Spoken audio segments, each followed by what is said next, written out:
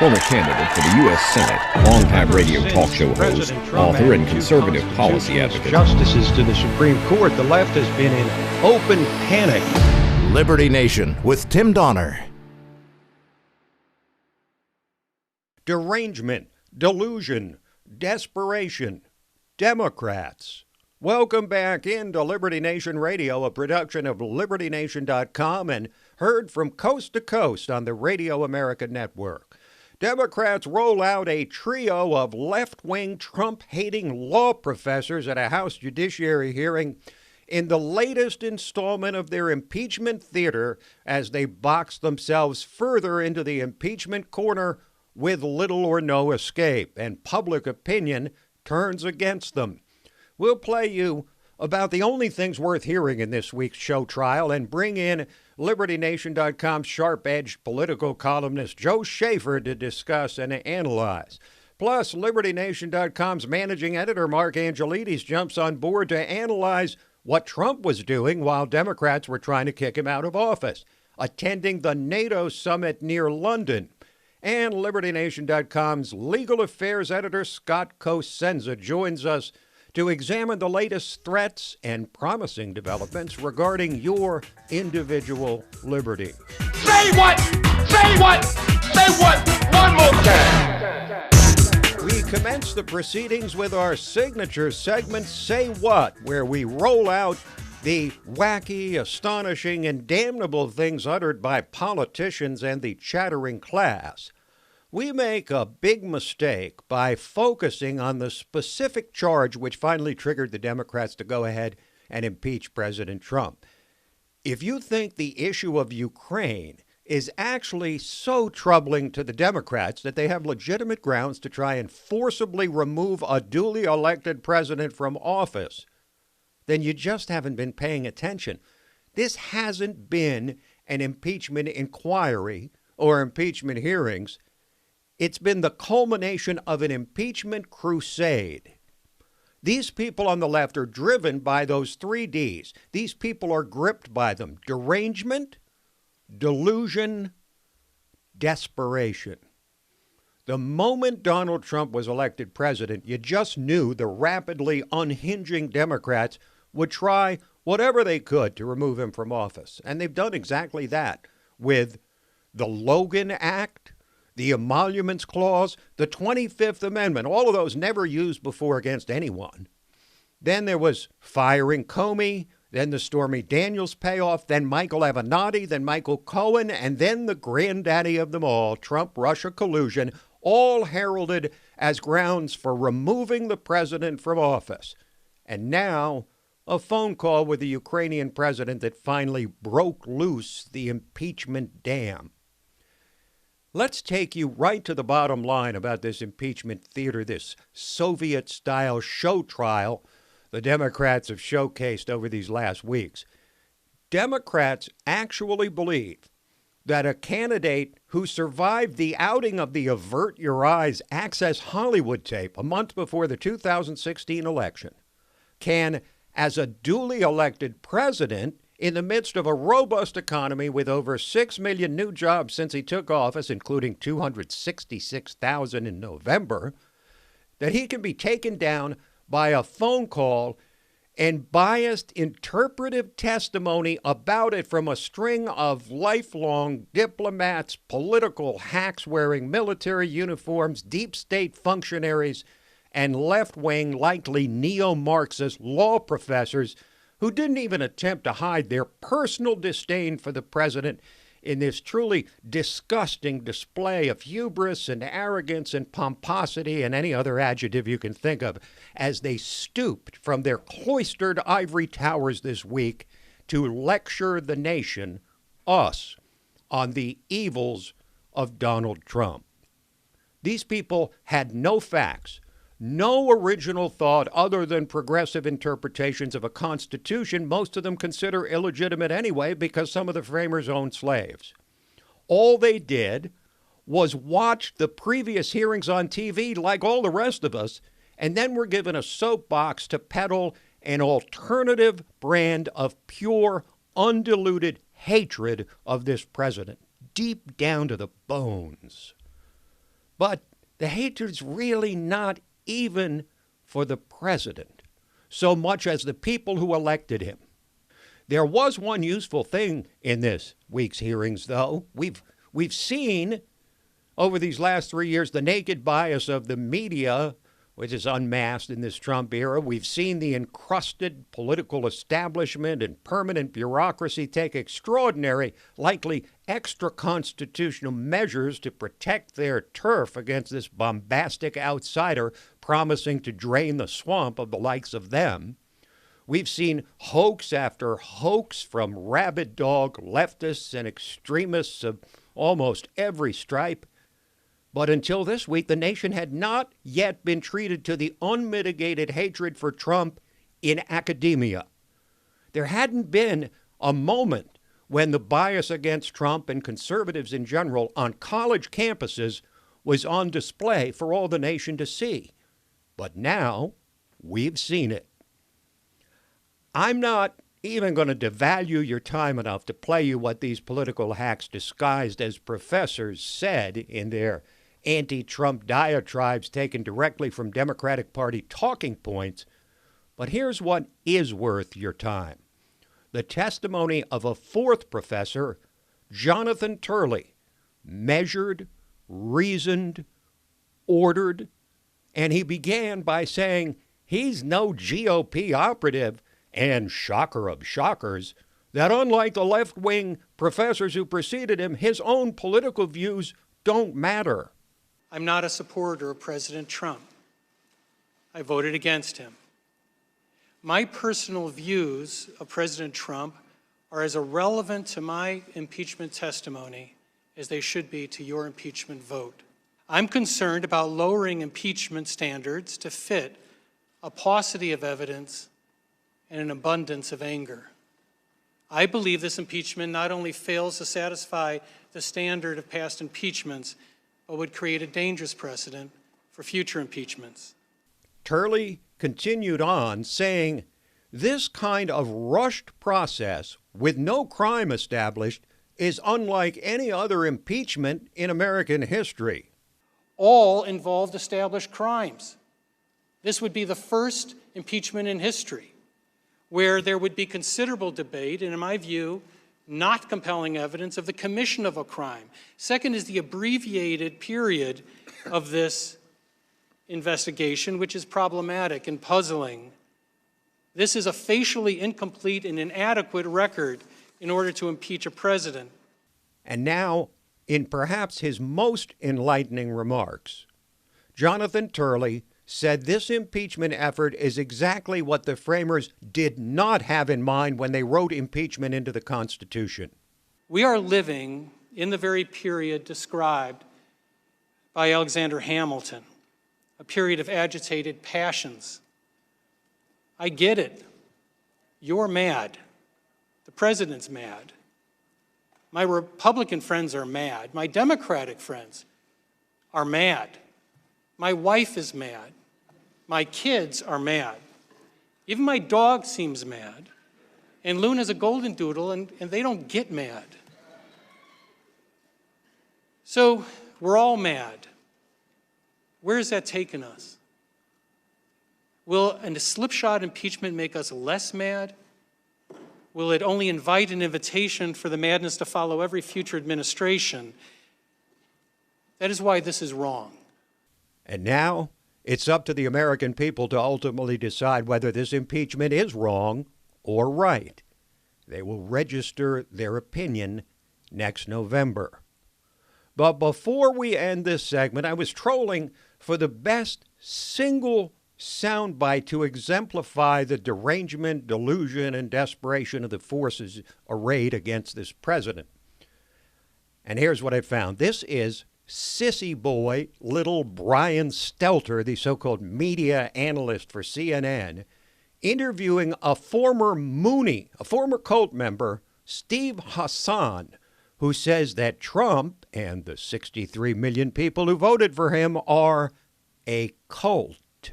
I'm referring to Trump's organization and followership as a destructive cult where people are being fed propaganda and they're not being encouraged to think for themselves. You say the president is using mind control. Well, we can start with the pathological lying, which is characteristic of destructive cult leaders. His use of fear-mongering. It is frightening to hear a cult expert say that you see all these signs right now, today, in American politics. That is what it's come to. Liberty Nation with Tim Donner.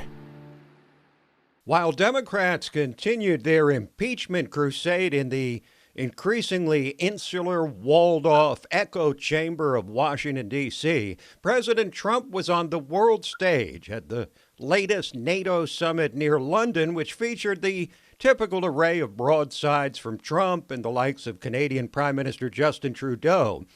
But did anything get done there? How has NATO changed since Trump burst onto the scene? How has the mission and importance of NATO changed since its formation some 75 years ago? Here to help us answer these questions is LibertyNation.com's man on the ground in the UK, Managing Editor Mark Angelides. Welcome, Mark.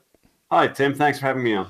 Well, always a pleasure. So let's see if we've got this straight. First, Trump is attacked by the globalists for demanding that NATO countries pay their fair share, their agreed-upon share. Then later, Trump is attacked for the opposite, refusing to take up arms against another NATO member, Turkey.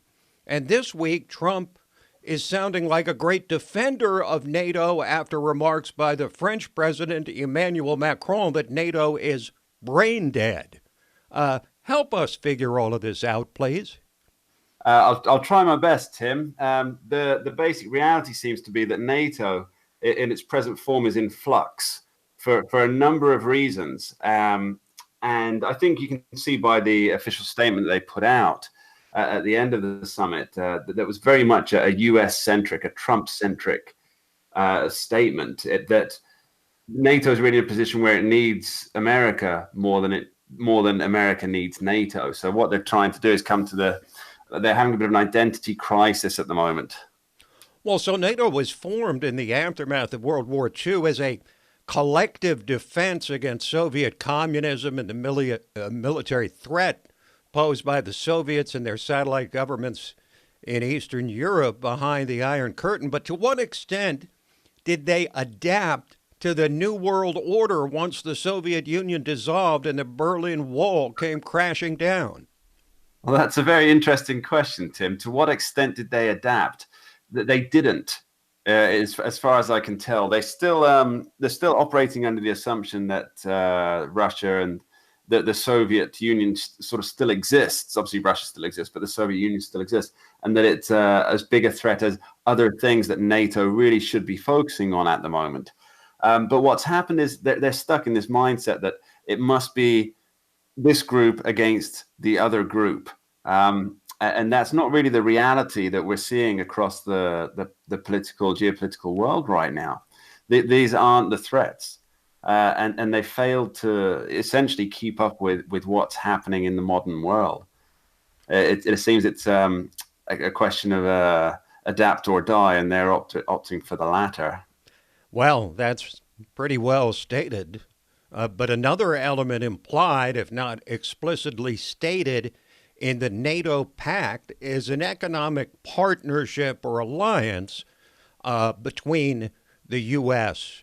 and its European allies. But ever since the advent of the European Union, Europe and the U.S. have become economic competitors on energy, most prominently, but many other things. Does this fundamentally change the foundation of this 29-nation alliance? Well, initially, there was always some competition in terms of who gets the energy, who gets the trade deals. It was always very much a backroom boys club in this kind of thing. But the real thing that I believe is fueling the shakiness, let's call it, of NATO at the moment, it is not the NATO-Trump relationship or the NATO-US relationship, but rather what the European Union is doing. they've set up something called the Permanent Structured Cooperation, or PESCO, which is, for all intents and purposes, it's a European army. And what this is going to be a new form of NATO. Now, if you have all of these individual European Union members, their nations, they have brigades within their army or groups within their own military forces that are under the control of the European Union, then this is essentially another NATO. So instead of, because NATO, as you know, it's all for one and one for all. If one member state is attacked, then they all agree to retaliate. And what the European Union has created is essentially it's an army, whereas if one of the European nations is attacked, one of the European Union nations is attacked, then of course they already have the army in place. So it's a secondary NATO, and this is really undermining the whole thing a lot more than economic competition, I would suggest. Well, we all know that if a NATO member gets attacked, that it's going to be U.S. weapons, U.S. forces, U.S. military that's going to come to their aid and comfort. We all know that, but of course these other 28 nations like to posture as if it's all sort of level across the board. Now, Mark, Trump famously demanded the 2% defense spending by each of the NATO countries, which they're all signed on to do. What's been the result of Trump's aggressive posture on this? Well, initially there was obviously pushback, as I'm sure you remember, but really pretty much everybody's gotten in line now. So the increase is in the billions and looking to rise. And it's not as though Trump demands something that is unreasonable in this situation. This is something that was jointly agreed by everybody. Thanks for joining us. My pleasure. Mark Angelides, managing editor of LibertyNation.com, joining us from his beloved UK. Where can you find honest political commentary?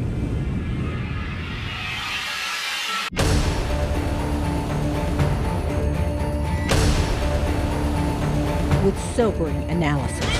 Even the most trusting among us may find the company's latest plan deeply intrusive. Accountability. Perhaps it's time to start asking the right questions. Deconstructing threats to our liberty. Unparalleled insight into important stuff. And boldly reporting the truth. Truth is making a comeback. Well, hello again, and welcome to Election 2020 Roundtable. Uprising podcast of LibertyNation.com. Abortion is functionally sexist.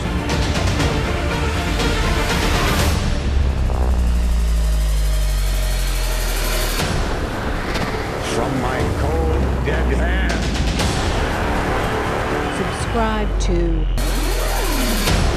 LibertyNation.com YouTube channel, where facts matter.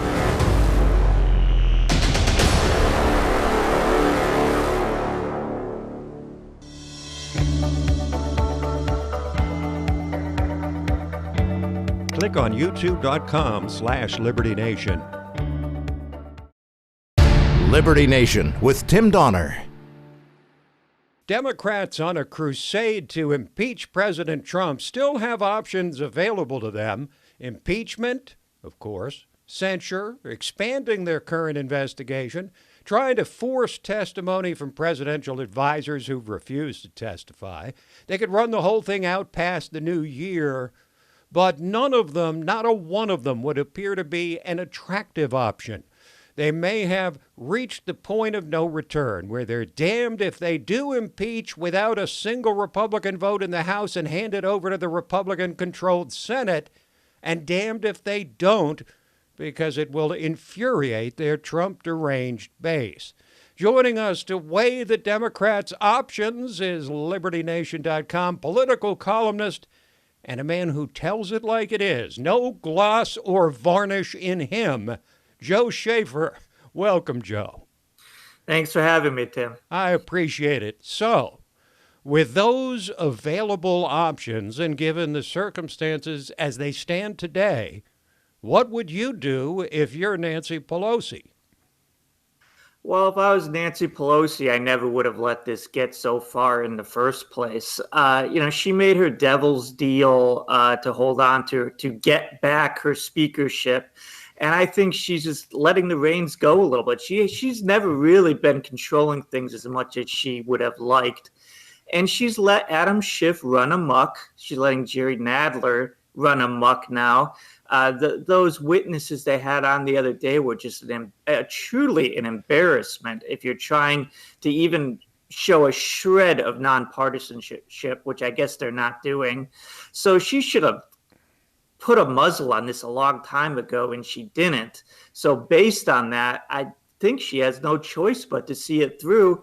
And again, it's like she let the reins go, and there's an alpaca wild horses running right now, and she's not going to be able to get them back in the corral. Bringing out that professor, Pamela Karlan, who said when Trump got elected that he was an illegitimate president. What does she have to offer? I mean, his impeachment. The backlog of things that these left-wing law professors have already said make a joke out of the idea that their testimony could possibly be impartial. I mean, the thing is, Joe, all they saw was the same thing we saw. They just watched TV and then got up there to spout their opinions. How does that constitute testimony? Yeah, it absolutely doesn't. And you and I both seem to agree that Nancy Pelosi is too smart or too experienced politically to not know that. Right. So what does she see as the end game? I just see she's giving in to this politics of division, letting the anger in the progressive base just foment and continue to grow. I don't like it as a political strategy, but that's the way she's going. Maybe she's trying to ventilate it. I don't know. I think it's going to hurt the Democrats down the road immensely. But, down the road, Nancy Pelosi's not going to be around. She just wants to hold on to power just a little bit longer. And this is how she does it. This is how she does it. Well, she's a powerful woman, but she is not powerful enough to overwhelm the Trump derangement in her base, which has been demanding impeachment literally from day one, from before day one.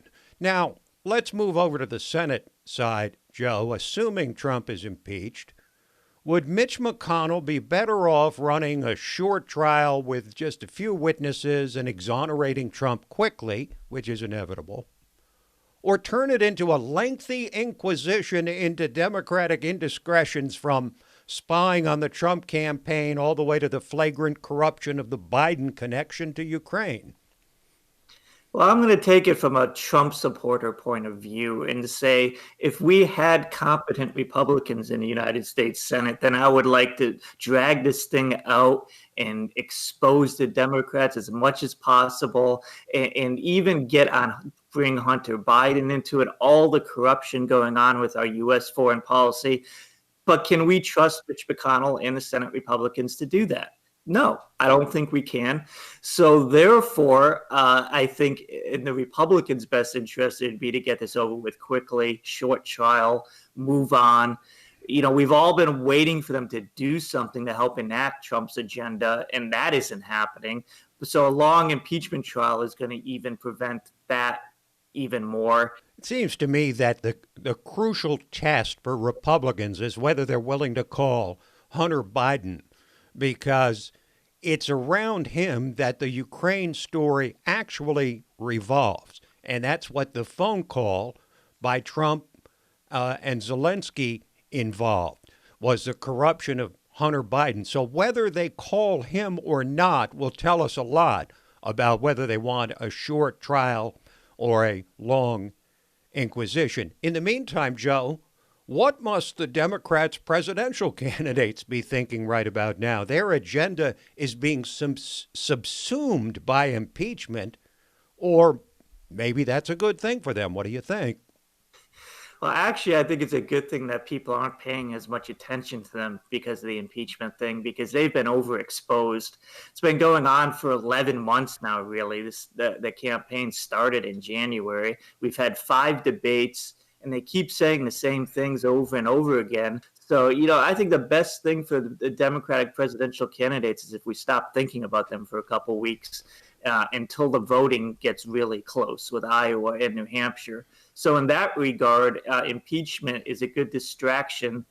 Get them out of the way for a while. Maybe they can refresh themselves over the holidays. And who knows, maybe they'll have something to actually say when they come back in January. Well, that's more optimism than I've heard you express in years, Joe, regarding the Democratic Party. But I can't let you go without asking you about the Democrat that bit the dust in recent days, the once promising but fast-sinking Kamala Harris. She seemed like such a promising left-wing candidate.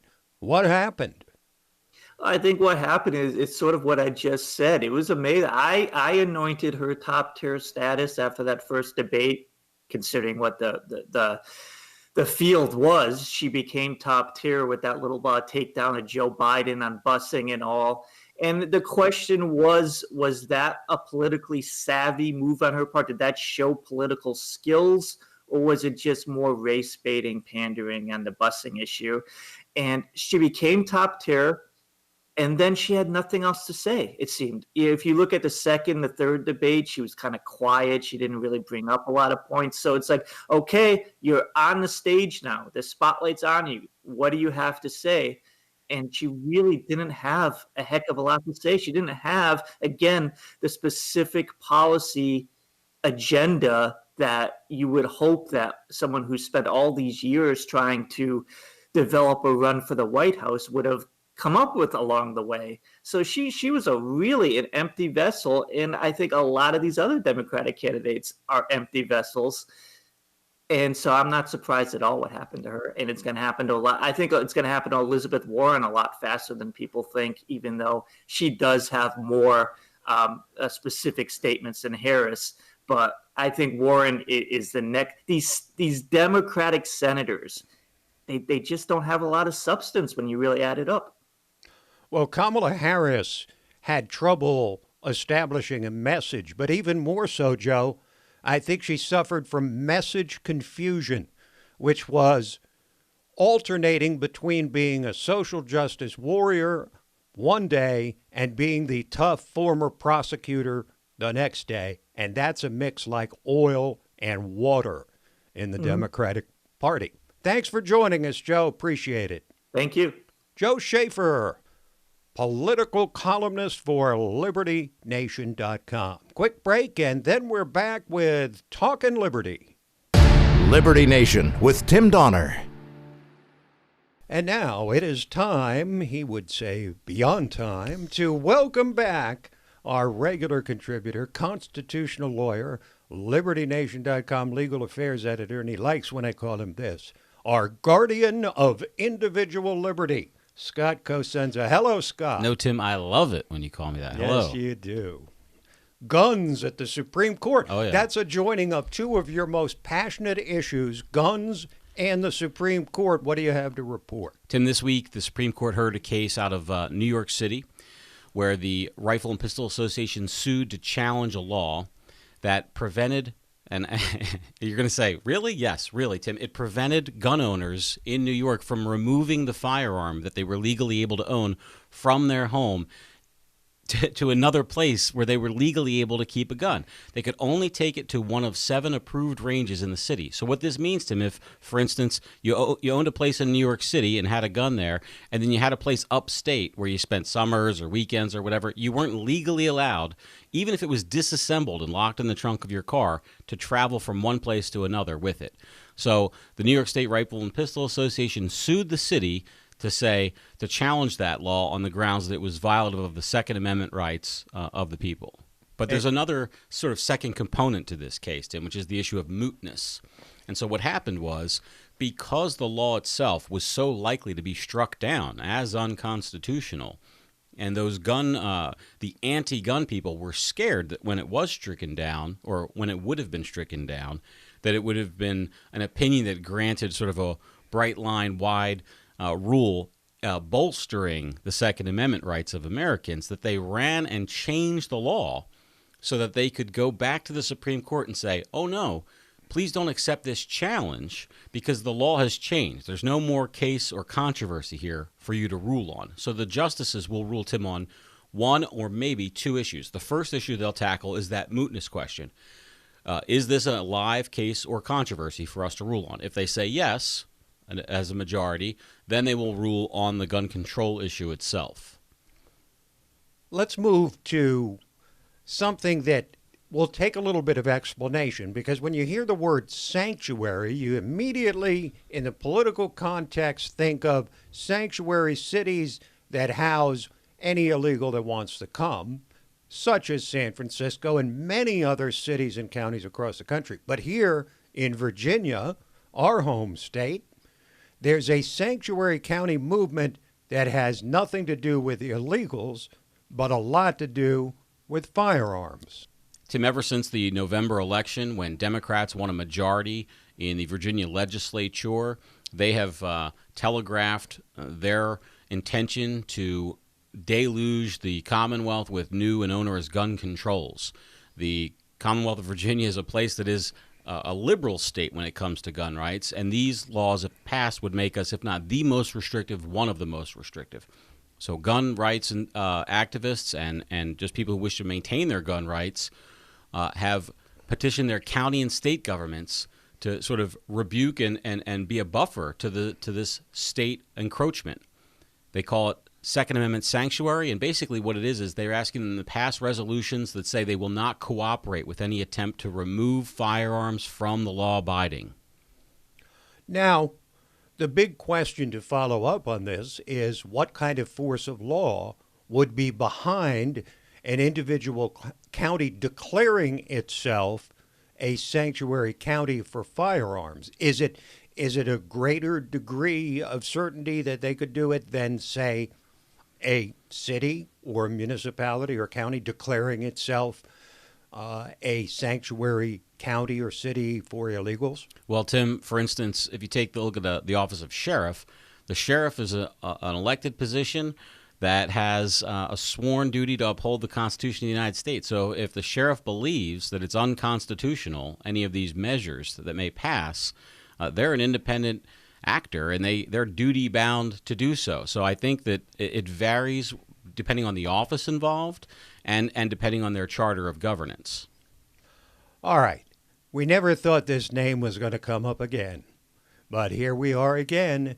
He's back. Trayvon Martin. Not him, of course, but him as a story because he's being sued by a man famously described by a new demographic, which was invented by the left-wing media, white Hispanic George Zimmerman, because God forbid, Scott, anybody could think that a Hispanic of some color could possibly have done what George Zimmerman did to Trayvon Martin, but he is now suing Trayvon Martin's family. Why? We were debating the genesis of that line earlier today. It was CNN, Tim, I believe, that invented the white Hispanic. I'm still going with the New York Times, right, but I'm going to do deeper research on this. Tim, this suit comes from a filmmaker called Joel Gilbert, who published a film called The Trayvon Hoax, Unmasking the Witness Fraud That Divided America. And what he has discovered, Tim, is that, if true, the Martin family and prosecutors conspired to keep the real person who was on the phone with Trayvon Martin. You may remember that was one of the key sort of parts of that story. And there was this woman called Rachel Gentile, who proclaimed to be that person and Trayvon's girlfriend. And this movie and suit alleges that that was a lie, and it was a lie in service of denigrating Mr. Zimmerman as a murderer or wanton killer, rather than the self-defense survivor of an attack with which the defense claimed, and which, of course, he was ultimately acquitted for those charges. So is this another iteration of hands up, don't shoot? I mean, when you hear about the facts, Tim, as they allege, they are profoundly disturbing and include multiple levels of government, including the Justice Department, the Obama Justice Department, who paid for protests, you may recall, to bus people into Sanford, I do. to demonize George Zimmerman, a man who is a Hispanic, who has, before any of this went down, really did fight for civil rights for black people in his own town against the police. It's true. It's been documented. And the problem is, Scott, it goes against the narrative. Just like Hands Up, Don't Shoot, just like Jussie Smollett, it goes against the narrative, so facts no longer matter. The narrative is everything with the left these days. We'll follow what happens with this. Now, it's almost like I thought you were inventing a term with this next story when you said justices are considering the copyright ability of state legislative codes. I understand what it means. I've just never seen it used before. Just like it sounds, the ability to secure a copyright is what we're talking about. And what this is about is Georgia and other jurisdictions as well wish to control the who gets to publish their laws and also profit from them. And so they often either sell the rights to publish them or publish them themselves and seek money from them. It's amazing, Tim, how even in 2019, with how open we think government could be with the internet and sunshine laws, there are still these barriers to people getting access to the laws. And this organization that promotes government access wants to basically publish the laws of Georgia. That's it, just so people know what the laws are. But they don't want them to without getting a check, okay? Even though the people are subject to being under that law. And so what Georgia has said is... And it's just unbelievable. It is unbelievable. I mean, it really is. What Georgia has said is because these publications themselves are not solely the laws, but they also include what are essentially like key citations to other laws, that those citations allow them to then secure a copyright and then charge and also defend it, you know, so that the publicresource.org could not publish it. So that's what the case is about. It's I see you shaking your head, and it's unbelievable. Okay, finally, Scott, 14 states are asking the Supreme Court to let President Trump and his administration resume federal executions. I had no idea that there was a movement afoot to resume federal executions. There is. The Trump administration and the Barr Justice Department have tried to reanimate the execution machine, Tim, and they have been frustrated by courts who have ruled that they are acting outside the scope of the law because the law requires them to use execution methods of the state in which the crime occurred. And the federal law or the federal practice now does not do that. And so that's the challenge to this death penalty measure. And, you know, Tim, I bring it to the fore because I always think it's a profound danger when the government wants it to make it easier to kill people. Thank you, Scott. Thanks, Tim. This program, Liberty Nation Radio and LibertyNation.com's own podcast, The Uprising, hosted by Scott, and The Rabbit Hole, Politics and Prose, where past is prologue, hosted by our own dignified Brit, Mark Angelides. All of it available on demand at LibertyNation.com. So that is it for this week, but we'll be back at you next week. Same time, same station. In the meantime, this is Tim Donner saying stand up for liberty, and we'll see you next time on Liberty Nation Radio.